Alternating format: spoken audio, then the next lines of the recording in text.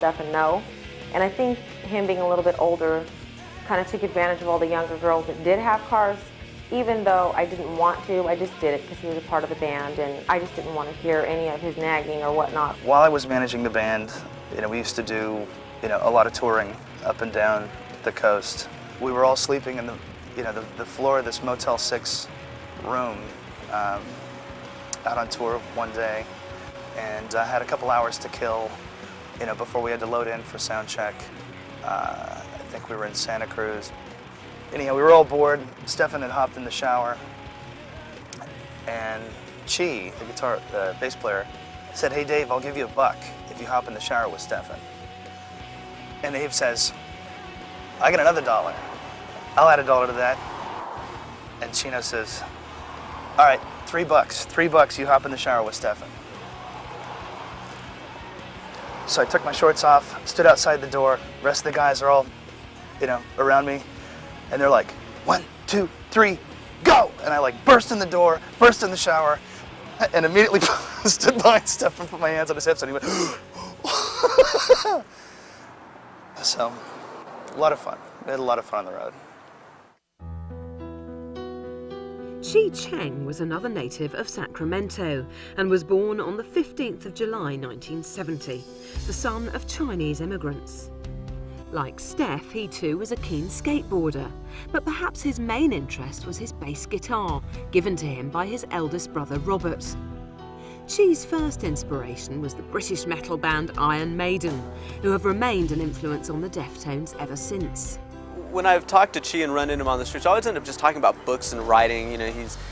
He's written books of poetry and such, and seems to be almost more into that than music at times. He always says, "I'm not a very good bass player," but what it seems to be really in his heart is writing poetry, working on a novel. So when I've talked to him both casually and even in interviews, we end up just talking about, what books have you read and things like that. Chi, the bass player, is probably one of my favorite people in the music business. He's a very spiritual guy, very much into Zen Buddhism, and but at the same time there's a primitive side to him, and he's very true to himself, very true to who he is as an animal. Frank Delgado was a later addition to the band, joining sometime after the original four. He had made his name as a DJ for a local hip-hop band called Socialistic, but his skills as a DJ were soon recognised by the band. Within a few years, many new Sacramento bands would include DJs, but at the time this move seemed revolutionary. Of course, Frank Delgado was a member of Socialistic, the band I was a part of. In the mid to late 90s, we started playing all of the shows with the Deftones, doing a bunch of different things, and we all became friends. Played around town, we did a bunch of things together. And that was right before a lot of the rock bands started getting DJs in their band, started incorporating the hip hop thing with the rock thing that was going on, which is a beautiful thing. Frank just, was interested in trying to add something different. He's a musician, so he just wanted to add something different, wanted to be part of something different. The Deftones wanted to do something different. Of course, they're the creators and the founders of that total sound that they do. Just worked his way into doing music with them, not actually being a member of the group initially. He was just another element, that they could use. Then I guess it progressed into him actually becoming a full-fledged member, where he was in the photo shoots and he signed a contract and he was on tour getting, equal billing and paid like everybody else. The Deftones used to always come over and check out, Frank, and see what he was doing with us. And because I think they just always thought it was so neat, like the way he was able to manipulate the turntables and things like that. And it's a very necessary part of hip hop, to have a DJ there. So, seeing him come every day and be dedicated like that, I think they admired him a lot, on that level.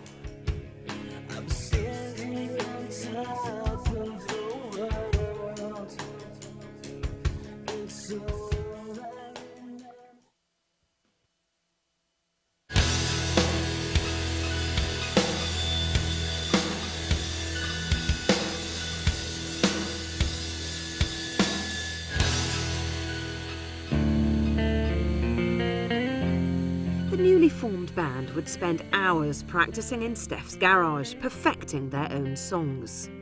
Their first shows were low-key affairs, allowing the boys time to gain confidence and perfect their performances. However, Chino didn't seem to have many problems in this area and seemed to adapt well to having a microphone in his hand. The Deftones' earlier songs were nowhere near as meaningful as their later efforts. Lyrics would often reflect on typical teenage themes, such as the song Dope, a tune about the joys of pot smoking. With time, the Deftones began to discover where each of their strengths lay.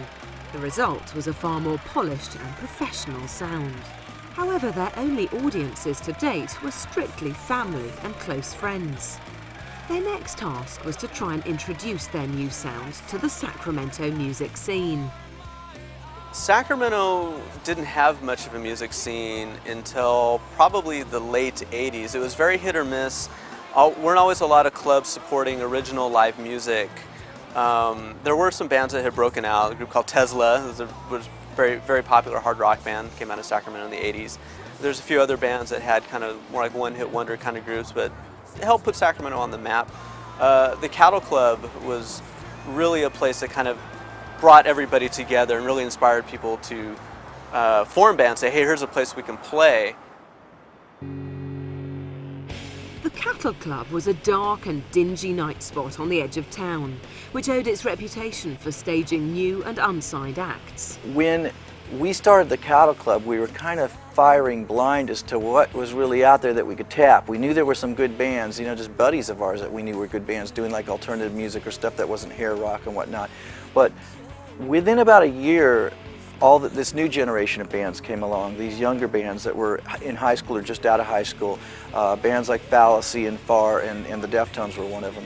And the funny thing about the Deftones was we kind of knew those guys even before I even knew they were in a band, even before I even knew they had interest in a band. The Cattle Club was really like our home turf. It's a just small, dingy, but amazingly vibrant nightclub. The center of the Sacramento music scene for many, many years. There were old Cattle Club shows that was like the hardest. They were the hardest. Abe, the way that Abe plays, you can feel like the drum coming through your chest, like all the way in the back of the room, you know. And for a guy that's all into beats, that's all I need. You know, I need to hear beats. Stefan was the roadie for another band in town called FMK, and Stefan was always kind of the I don't know, he was the character, the loudmouth of the bunch. He was the guy that constantly found a way of sneaking into the Cattle Club. That was his thing. It was like it was always great to see Stefan at the club because you never saw him come through the door. You'd be in the club, you'd be standing at the door, and he'd be walking from the back of the club, and you're like, when did you get in here? How did you get in here? And he'd hop the fence, or he'd like bribe someone to let him in a back door or something, or he'd always do this thing where he'd come up and he'd leave his Walkman at the front door and go, I got to go in and find a friend of mine, and then you wouldn't see him again for like 2 hours. I swear to God, that is all Stefan ever did. I don't think he ever paid for a show. It was just kind of a joke eventually. It was just a joke. We just knew Stefan was never going to pay. He prided himself on the fact that he never paid. We'd always say, yeah, we'll put it on your tab. We'll put it on your tab. You better hope we never cash that tab of yours. You know, this room that I think the fire code was, 279 people. We would regularly put, 600, 650 people, it packed into the room, like sardines with, a line of people waiting at the door. The Deftones would soon find themselves headlining the Cattle Club on a regular basis and drawing a huge crowd. Brian McKenna was, and still is, one of the band's promoters and still remembers these old Cattle Club days. Initially, we'd have them open for different touring bands just at the Cattle Club, because that was the club I was booking at the time. I mean, they would play other venues. They would play at, say, the Guild Theater was one of the first places they played as a band. We kind of just build them up, and they started, after opening for different touring acts, they started winning over those bands' audiences as well. A lot of famous acts played there. Smashing Pumpkins, Chili Peppers, Nirvana, Soundgarden, Alice in Chains. In any event, was really where the band cut their teeth. I always had a different respect for their group because of the way that the way that their music sounded, it just got across to me.